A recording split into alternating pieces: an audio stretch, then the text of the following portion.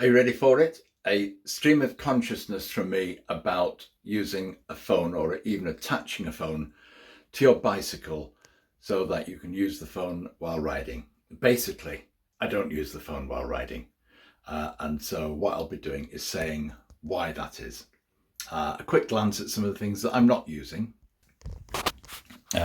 Here we have the elastic strap, which you can hook over your phone to attach your phone onto the stem. Here we have a very phone specific, this is now completely redundant because it's too specific to a certain model and range of phones. It certainly won't fit the one I'm taking this video with now, even if I tried to change the foam rubber insert. And a couple of power banks. These are the smaller size power banks, will get you out of an emergency, but I actually are quite lightweight, slip into your pocket or a tiny corner. Various results. You might have to buy 2 or 3 before you find one that retains its charge and works for you. That's the problem with these low cost things. But there we are. And now I'm going to show you what is attached to my bike and how I actually use it. Phone holders for bicycles. In a forum recently, a Facebook one, a question was asked about what people use to hold the phone on their bicycles.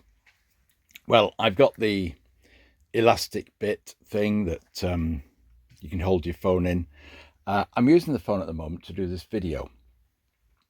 But what I feel is a fairly useful device is this one.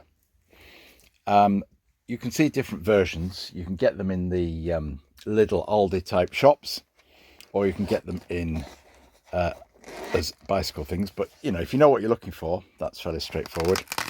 The advantage of this is that you've got room to store. Sorry about the light. Let's put a bit more light on the subject. You've got room to store a power bank and some charging leads. If you're only doing a short ride, you won't need that. There's a charging lead in there. There's a power bank, and the power bank will fit under this. But it's a solar charging power bank, which is why I've got it on the top there, so that it will charge up. And there's enough sun to give it a little bit of a top-up charge. You don't have to have a solar power bank. That will go underneath, and then the phone will go into the top pocket there. All right, and this is meant to be a touch screen friendly, so that you can see the screen of the phone and read it while you're riding along. Now, let's say I do not put my phone in there. I have a simple cycle computer on the bicycle, and that gives me readings of temperature, speed. It will do distance. I don't like it very much for that. The other thing I have is a Garmin watch for recording the journey. This is a great one because it's a good price. It's not the most expensive one, but it works well and has a reasonable battery life. Now I'll say why I do not put the phone in this or attach it to the other phone holders. And I've got several other phone holders, which I could show you. The first thing is I live in the UK. And like today, if I pop outside the shed, it's raining. What that means is your phone is going to get wet. My latest phone does have a level of waterproofness. I think it's to a couple of meters. But the driving rain when cycling along on a bike can defeat a 2-meter head waterproofness. My phone survived so far with being wet in clothes and pockets. So that's the first thing. If you're in a nice, lovely, sunny country, or you only ride when it's sunny, then you don't need to worry about rain protection. This provides rain protection.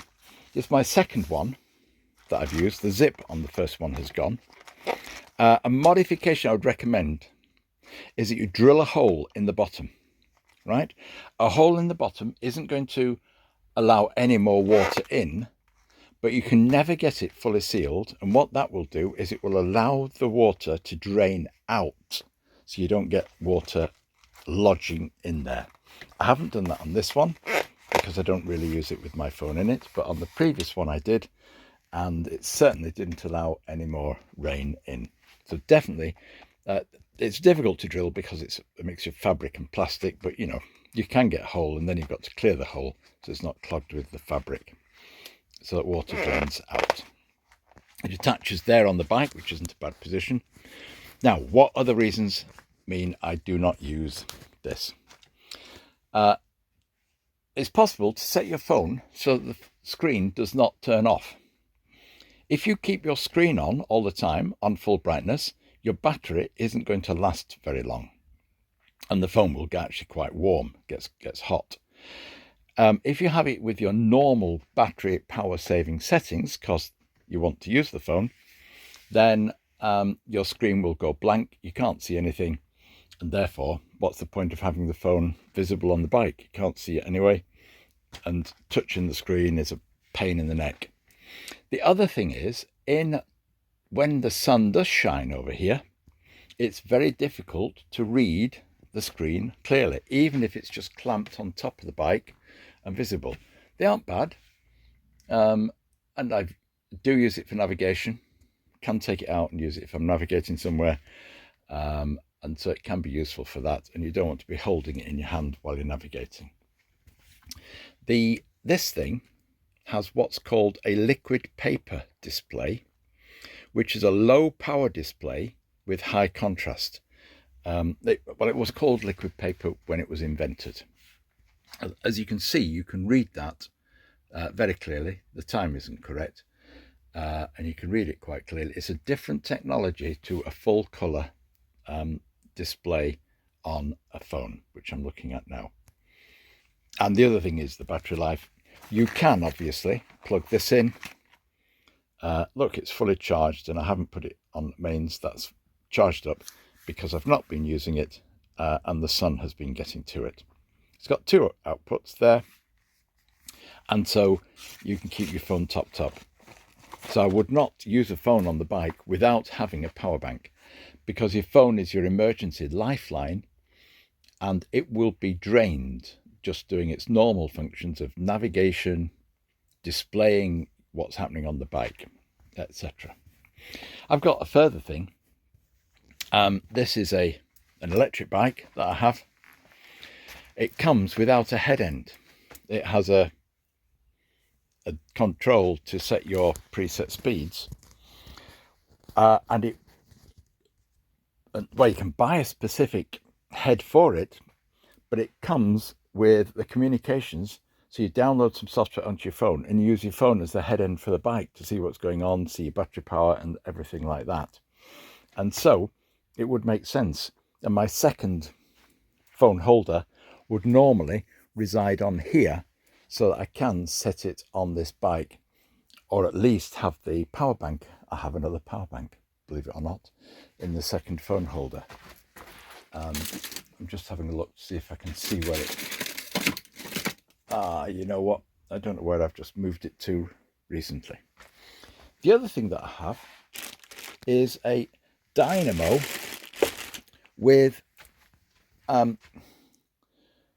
runs to a little block which has a USB port on it, which is used for charging. I haven't used that for a long time. It makes a noise, and it rubs on the side of the tyre. It's going to cause some wear on the tyre, therefore I wasn't happy with that. I felt it was better overall to use the power bank, solar charged power bank. And when I go on cycle touring on the Brompton, then I'll be using a solar powered power bank on the Brompton, which will be topped up. It's be this one, which will be topped up when I get to a campsite. So basically, sorry it's waffled on a bit, phone holders. There's the phone holder which holds the power bank and some leads, so it's quite useful if you're desperate to have one. But I do not put my phone in it. I put my phone in my pocket, take it out, look at where I might be going if I need to navigate, then put it away. Actually, if you get a cycling top which has a deep enough phone pocket, many don't have a deep enough phone pocket to take a modern phone, and you put the volume on, you can hear the navigation directions if you need them. If you're like me, you can't remember them enough to be able to just work from location to location and say, right, we go down this way. But 9 times out of 10 or more than that, I don't need to have navigation on, because I can just use it to confirm which direction I'm going and then follow a cycle route, a road, or whatever we're on. So I'm not using turn-by-turn navigation very often, and the audio is adequate, or is easier for me in my circumstances. So there we are, that's it. I'm not giving you purchase details, because you either go looking down the middle of Lidl and hope to find it sometime, or you go into a bike shop and you want a holder that has enough space underneath the top part, not super slim, to hold your power bank as well. Otherwise you're going to have to work on something else. And the other thing, right, why did I say, sorry, I'm just going to revert a bit. I have a couple of other phone holders. One of them had specific inserts to fit a certain model of phone. When you upgrade your phone, the phone holder becomes redundant. And in fact, it wasn't possible to get inserts which would accept the larger size phone. So it was very quickly, within a couple of years, redundant, because phones became so much larger, and the ports in it for getting, I think, headphone socket out or charging lead out. And this is to get a waterproof holder for the phone, not just one that it clips into. Right, I hope that's helpful. Sorry it was a bit of a ramble, but I do a lot of cycling, and I thought I would share with you my experiences of how I deal with things, and I think I've said on another one how I connect my Ghost Drift camera to the bike, and that has been working now for, well, over a year, so that has been successful.